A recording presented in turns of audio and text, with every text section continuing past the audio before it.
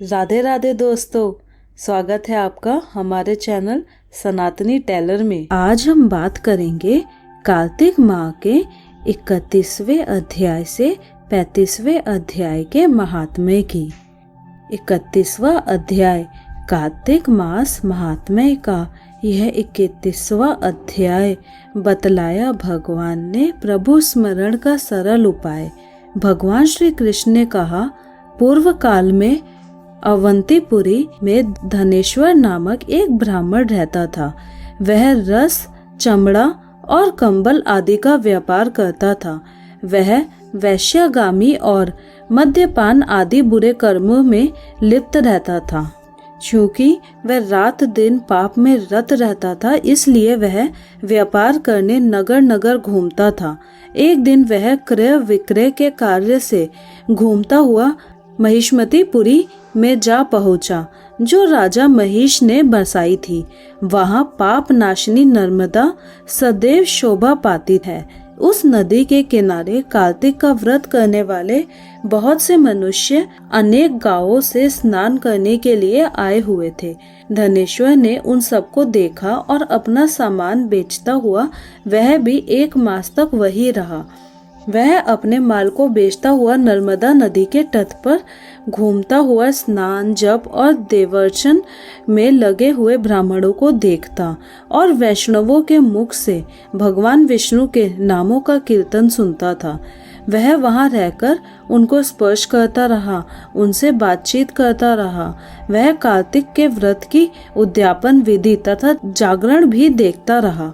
उसने पूर्णिमा के व्रत को भी देखा कि व्रती ब्राह्मणों तथा गौओं को भोजन करा रहे हैं, उनको दक्षिणा आदि भी दे रहे हैं। उसने नित्य प्रति भगवान शंकर की प्रसन्नता के लिए होती दीपमाला भी देखी।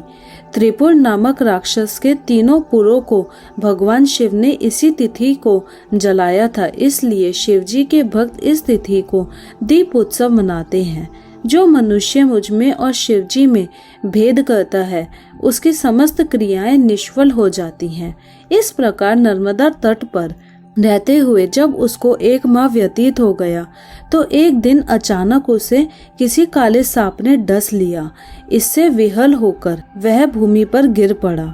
उसकी यह दशा देखकर वहां के दयालु भक्तों ने उसे चारों ओर से घेर लिया और उसके मुंह पर तुलसी दल मिश्रित जल के छींटे देने लगे। जब उसके प्राण निकल गए, तब यमदूत ने आकर उसे बांध लिया और कोड़े बरसाते हुए उसे यमपुरी ले गए। उसे देखकर चित्रगुप्त ने यमराज से कहा, इसने बाल्यावस्था से लेकर आज तक केवल बुरे कार्य ही किए हैं।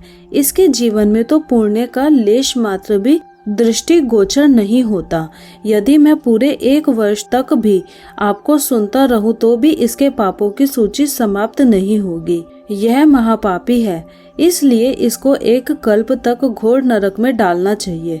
चित्रगुप्त की बात सुनकर यमराज ने कुपित होकर काल नेमी के समान अपना भयंकर रूप दिखाते हुए अपने अनुचरों को आज्ञा देते हुए कहा, हे प्रेत सेनापतियों, इस दुष्ट को मुकदरों से मारते हुए कुंभीपाक नरक में डाल दो।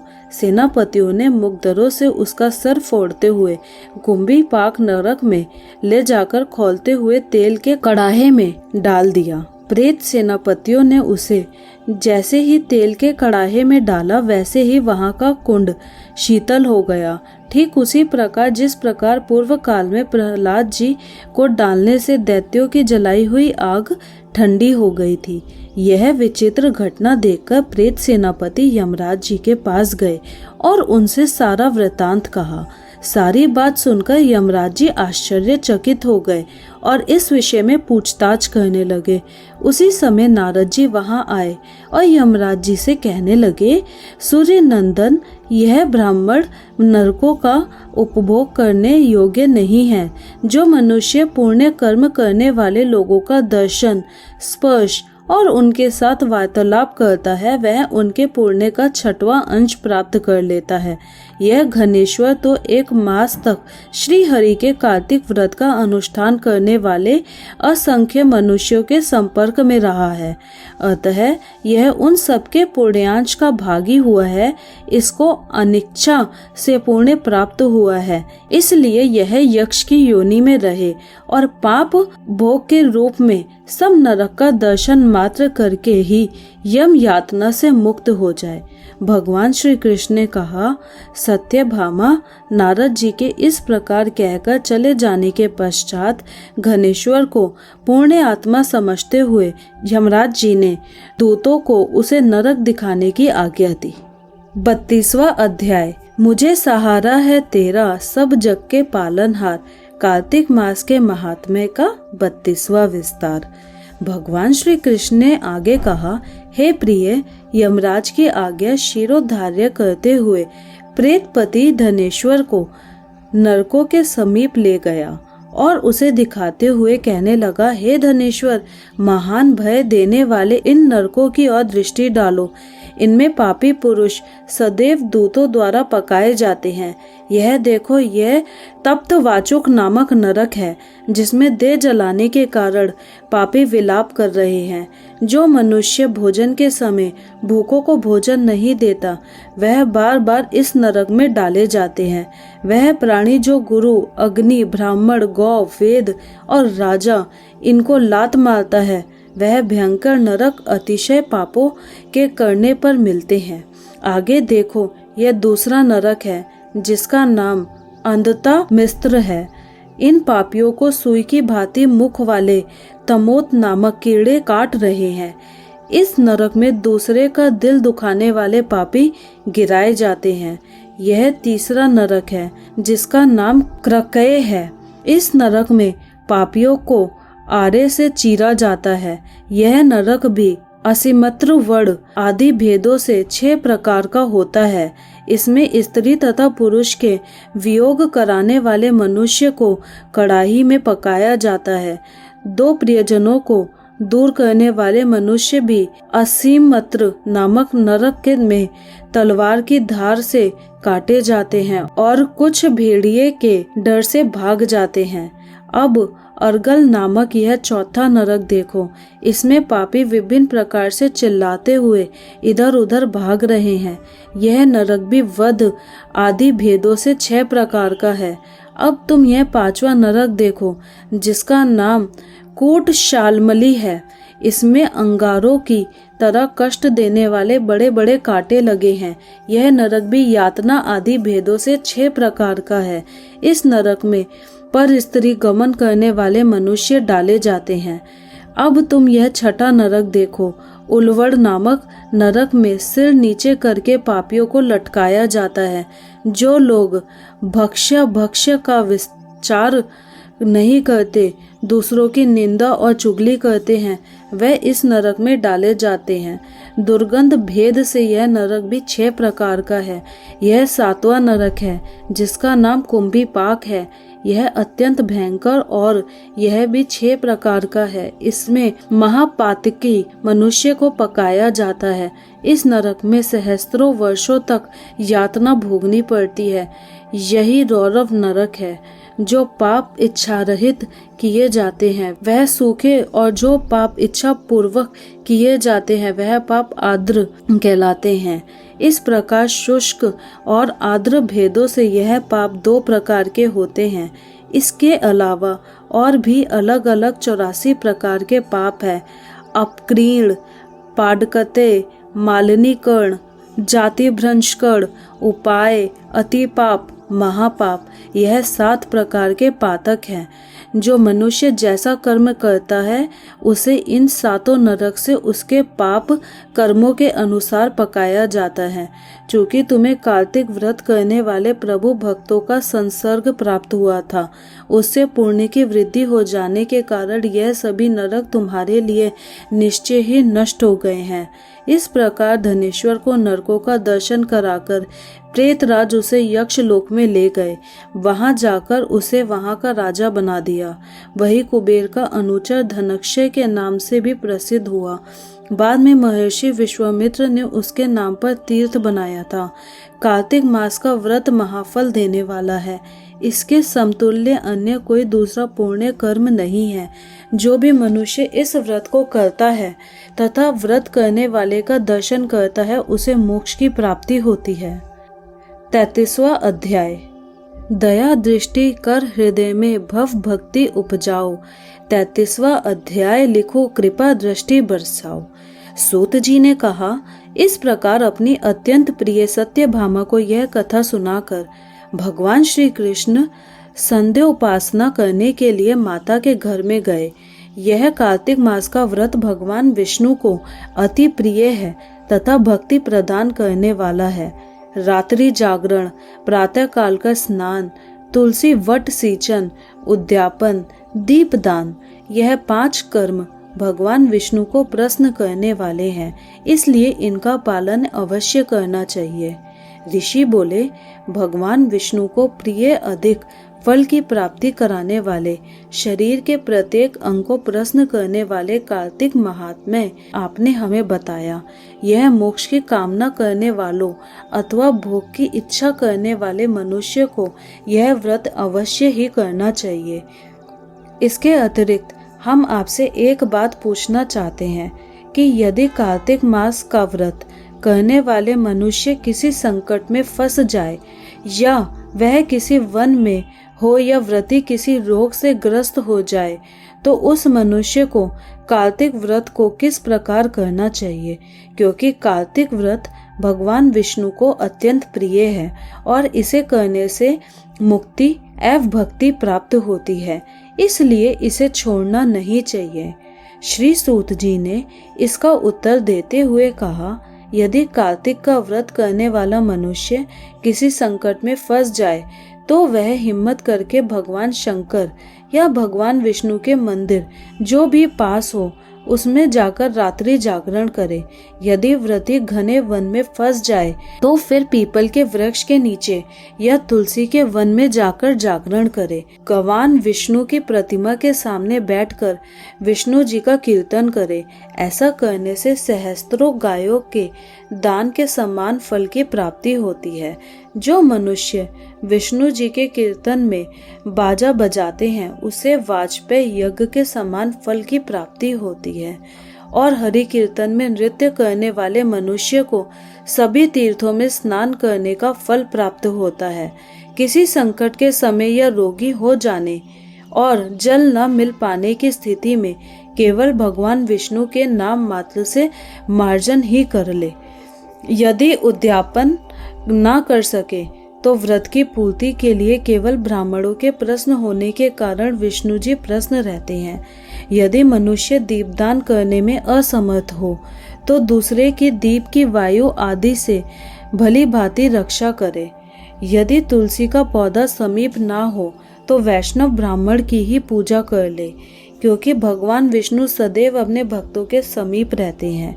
इन सब के न होने पर कार्तिक का व्रत करने वाला मनुष्य ब्राह्मण, गौ, पीपल और वट वृक्ष की श्रद्धा पूर्वक सेवा करे।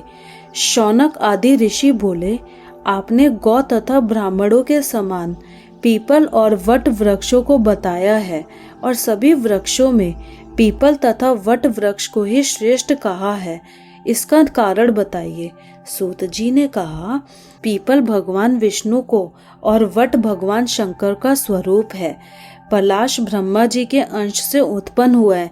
जो कार्तिक मास में उसके पत्तल में भोजन करता है वह भगवान विष्णु के लोक में जाता है।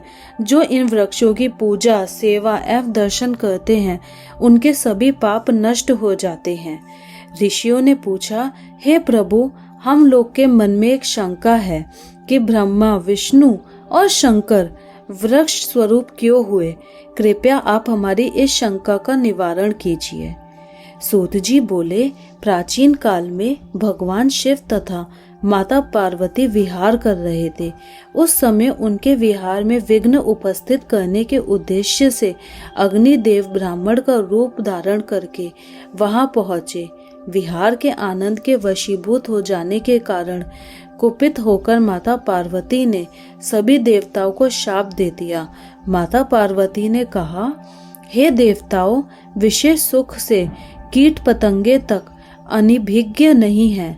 आप लोगों ने देवता होकर भी उसमें विघ्न उपस्थित किया है, इसलिए आप सभी वृक्ष बन जाओ। सूत जी ने बोला, इस प्रकार कुपित पार्वती जी के शाप के कारण समस्त देवता वृक्ष बन गए। यही कारण है कि भगवान विष्णु पीपल और शिव जी वट वृक्ष हो गए। इसलिए भगवान विष्णु का शनि देव के साथ योग होने के कारण केवल शनिवार को ही पीपल को छूना चाहिए, अन्य किसी भी दिन नहीं छूना चाहिए। 34वां अध्याय। सूत जी ने ऋषियों से कहा, प्रसंग बखान 34वें अध्याय पर दया करो भगवान। ऋषियों ने पूछा, हे सूत जी, पीपल के वृक्ष की शनिवार के अलावा सप्ताह के शेष दिनों में पूजा क्यों नहीं की जाती?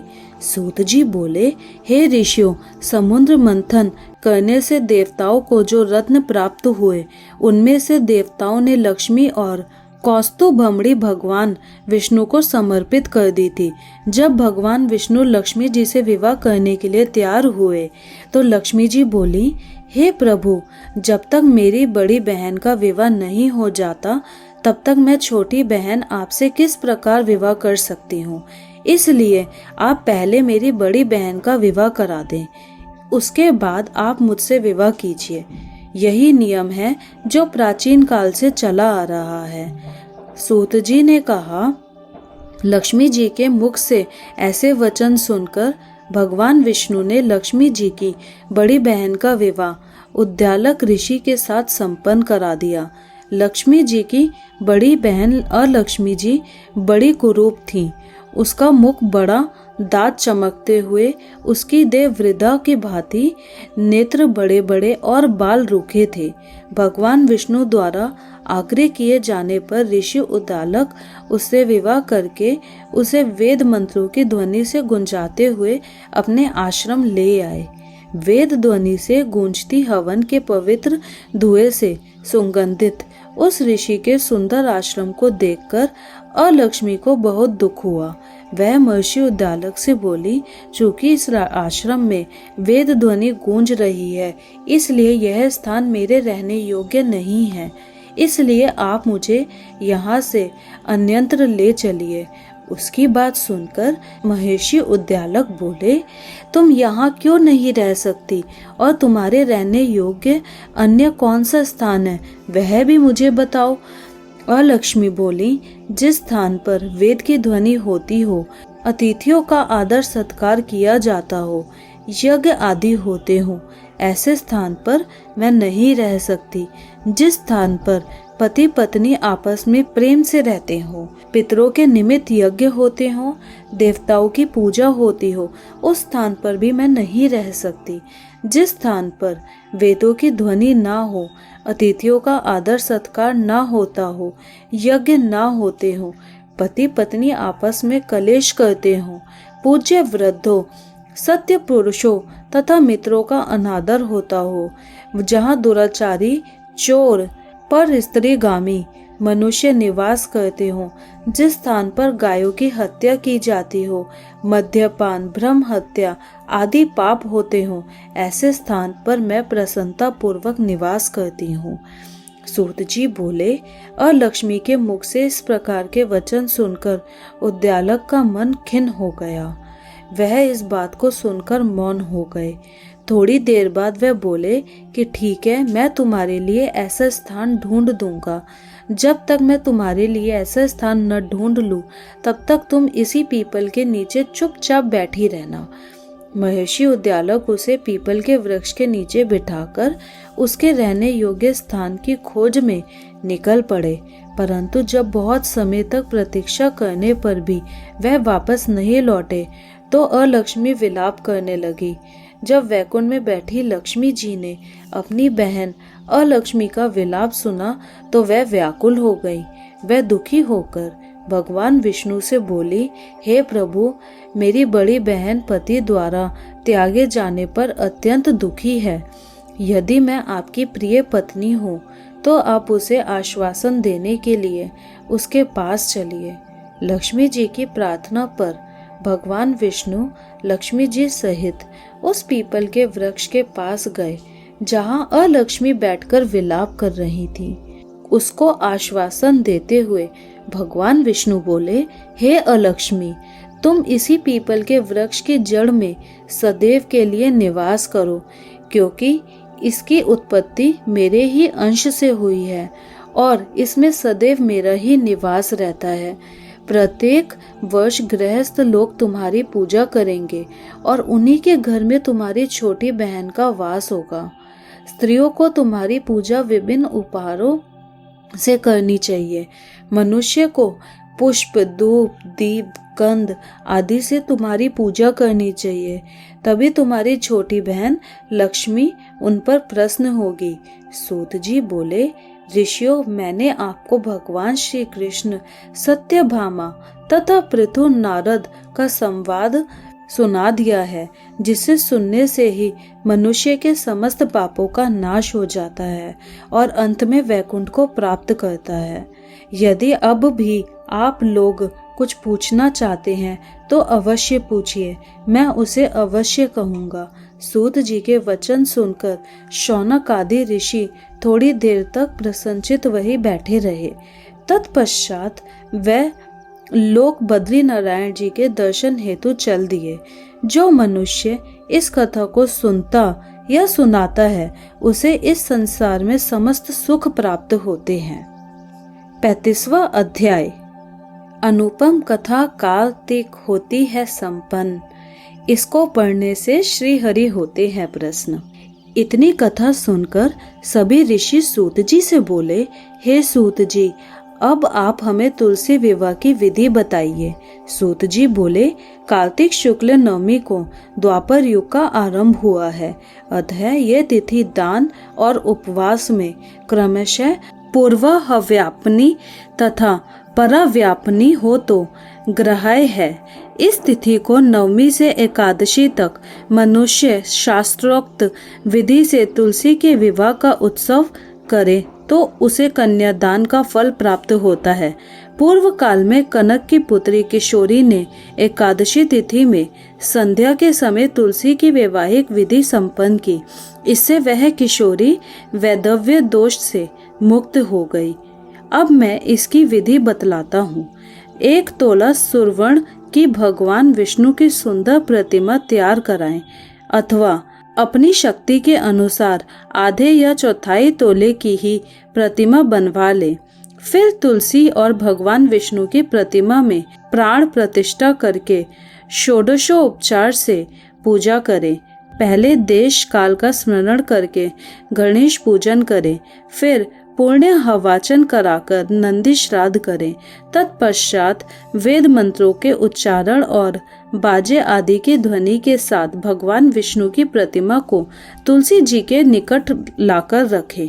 प्रतिमा को वस्त्र से आच्छादित करना चाहिए। उस समय भगवान का आह्वान करें, भगवान केशव आइए देव, मैं आपकी पूजा करूंगा, आपकी सेवा में तुलसी को समर्पित करूंगा, आप मेरे संपूर्ण मनोरथों को पूर्ण करें। इस प्रकार आह्वान के पश्चात 3 बार अर्धपाद्य और विष्टिर का उच्चारण करके इन्हें बारी बारी से भगवान को समर्पित करें। फिर आचमन्य पद का 3 बार उच्चारण करके भगवान को आचमन कराएं। इसके बाद कांसे के बर्तन में दही, घी और मधु रखकर उसे कांसे के पात्र से ही ढक दे तथा भगवान को अर्पण करते हुए इस प्रकार कहें, वासुदेव, आपको नमस्कार है, यह मधुपर्क ग्रहण कीजिए। तदंतर हरिद्रा लेपन और अभ्यंग कार्य संपन्न करके गोधूली की वेला में तुलसी और विष्णु का पूजन पृथक पृथक करना चाहिए। दोनों को एक दूसरे के सम्मुख रखकर मंगल पाठ करें। जब भगवान सूर्य कुछ कुछ दिखाई देते हो तब कन्यादान का संकल्प करें। अपने गोत्र और प्रवर का उच्चारण करके आदि की 3 पीढ़ियों का भी आवर्तन करें। तत्पश्चात भगवान से इस प्रकार कहें, आदि मध्य और अंत से रहित त्रिभुवन प्रतिपालक परमेश्वर, इस तुलसी दल को आप विवाह की विधि से ग्रहण करें। यह पार्वती के बीच से प्रकट हुई हैं, वृंदा की भस्म से स्थित रही हैं तथा आदि मध्य और अंत से शून्य है। आपको तुलसी बहुत ही प्रिय है, अतः इसे मैं आपकी सेवा में अर्पित करता हूँ। मैंने जल के घड़ों से सींचकर और अन्य प्रकार की सेवाएं करके अपनी पुत्री की भांति इसे पाला पोसा और बढ़ाया है। आपकी प्रिय तुलसी में मैं आपको दे रहा हूँ, प्रभु आप इसे ग्रहण करें। इस प्रकार तुलसी का दान करके फिर उन दोनों अर्थात तुलसी और भगवान विष्णु की पूजा करें, विवाह का उत्सव मनाएं।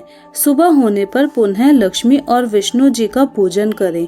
अग्नि की स्थापना करके उसमें द्वादक्षर मंत्र से खीर, घी, मधु और तिल मिश्रित हवनीय द्रव्य की 108 आहुति दें। फिर सृष्टिकृत होमक करके पूर्णाहुति दे। आचार्य की पूजा करके होम की शेष विधि पूरी करें। उसके बाद भगवान से इस प्रकार प्रार्थना करें, हे प्रभु आपकी प्रसन्नता के लिए मैंने ये व्रत किया है। जनार्दन, इसमें जो न्यूनता हो वह आपके प्रसाद से पूर्णता को प्राप्त हो जाए। यदि द्वादशी में रेवती का चौथा चरण बिता रहा हो तो उस समय पारण ना करें। जो उस समय भी पारण करता है वह अपने व्रत को निष्फल कर देता है। भोजन के पश्चात तुलसी के स्वतः गलकर गिरे हुए पत्ते को खाकर मनुष्य सब पापों से मुक्त हो जाता है। भोजन के अंत में ऊख, आंवला और बेर का फल खा लेने से उच्छिष्ट दोष मिट जाता है। तदंतर भगवान का विसर्जन करते हुए कहें, भगवान आप तुलसी के साथ वैकुंठ धाम में पधारें। प्रभु मेरे द्वारा की हुई पूजा ग्रहण करके आप सदैव संतुष्टि करें। इस प्रकार देवेश्वर विष्णु का विसर्जन करके मूर्ति आदि सब सामग्री आचार्य को अर्पण करें। इससे मनुष्य कृतार्थ हो जाता है। यह विधि सुनाकर सूत जी ने ऋषियों से कहा, हे ऋषियों, इस प्रकार जो मनुष्य श्रद्धा पूर्वक सत्य, शांति और संतोष को धारण करता है, भगवान विष्णु को तुलसी दल समर्पित करता है, उसके सभी पापों का नाश हो जाता है और वह संसार के सुखों को भोग कर अंत में विष्णु लोक को प्राप्त करता है। हे ऋषिवरों, यह कार्तिक महात्म्य सब रोगों और संपूर्ण पापों का नाश करने वाला है। जो मनुष्य इस महात्म्य को भक्ति पूर्वक पढ़ता है और जो सुनकर धारण करता है वह सब पापों से मुक्त हो भगवान विष्णु के लोक में जाता है। जिसकी बुद्धि खोटी हो तथा जो श्रद्धा से हीन हो, ऐसे किसी भी मनुष्य को यह महात्म्य नहीं सुनना चाहिए। इति श्री कार्तिक मास महात्म्य 35वां अध्याय समाप्त। जय श्री हरि। तो दोस्तों, अगर आपको हमारा वीडियो अच्छा लगा हो तो वीडियो को लाइक करके चैनल को सब्सक्राइब करना ना भूलें।